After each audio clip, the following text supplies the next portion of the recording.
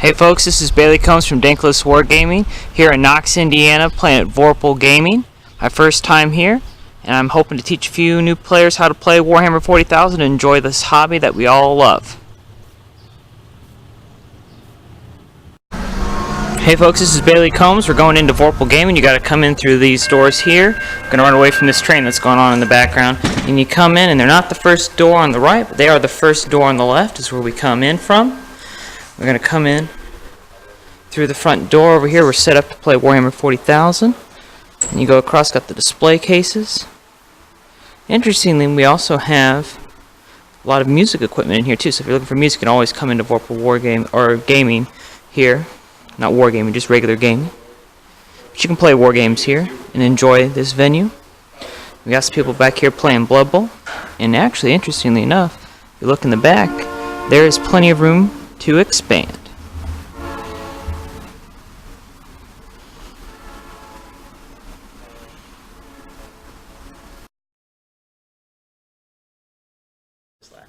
Right. Hey, this is Bailey Combs from Dankless Wargaming here at Vorpal Gaming in Knox. I'm here with Chris, the proud proprietor of this establishment. And Chris, we just want to know why Knox, why Vorpal Gaming? My family's from Stark County. Okay. I graduated from Judson. My older brother did. My little brother did. So we're all Stark County natives. It was just, we wanted to share our love of games and everything with our community, and we were really surprised at the welcoming we've gotten since being open. So Yeah, no, it looks like you've got a nice setup. You got a nice game rack, library, I saw earlier, and a couple other things that we're getting ready to probably get to later in this interview that Sure. are kind of unique to your store. So outside of Warhammer stuff, like what's popular here? right now, our two biggest is going to be Blood Bowl, which we have here, Yeah. and Dungeons and Dragons. Well, most nights we'll see 15 people come through here for D&D. And right now our Blood Bowl League is 10 people strong, and it is that's really always good. growing. I Right. can barely keep 12 in our 40K league, so 10 is amazing. Right. So what's sort of unique about your store, and you feel that brings people maybe? Well, here? I mean, part of the thing that makes us unique is we actually do a lot of stuff outside of the store too, which Okay. a lot of people don't realize. We do a murder mystery night once that's a month. Last month we did Murder on the Disoriented Express. Oh, I saw this stuff on Facebook. Yep. Yeah. We actually do that right next door at the restaurant, and then we are doing B-list superheroes. It's going to be more kid friendly this next month coming up, and then we also co-host a trivia league as well. So we just kind of do all kinds of things really out cool. in the community. We're actually working on an escape room That's, for Halloween. That sounds really cool. I saw you had some music stuff earlier when Yep. I was doing the walk around. How's that going? It's going. You know, that's actually how we got our start. Was doing guitars and lessons and stuff like that, and slowly we just decided we were going to branch out into other things that we love, and it's been good. That's good. The guitars have been nice to have in, and the strings and the consumables. Like, we're the only place with that type of stuff within 20 to 30 miles. Yeah. So it's nice to give people a local place to get those types of little, like, oh, I need strings, or oh, like when we have concerts at the park. Oh man, yeah, I need a that's cable, and they got some place they can go and get that. That's So. really good. I really like that. So we played a game of 40K earlier. It Yeah. was not your first time playing, but it was your first time in a while. So, Long time. So what's sort of been your personal journey with Warhammer? Like, when did you start, and then what did you think of that first taste of 8th edition?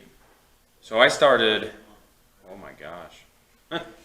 It was probably 96, 97.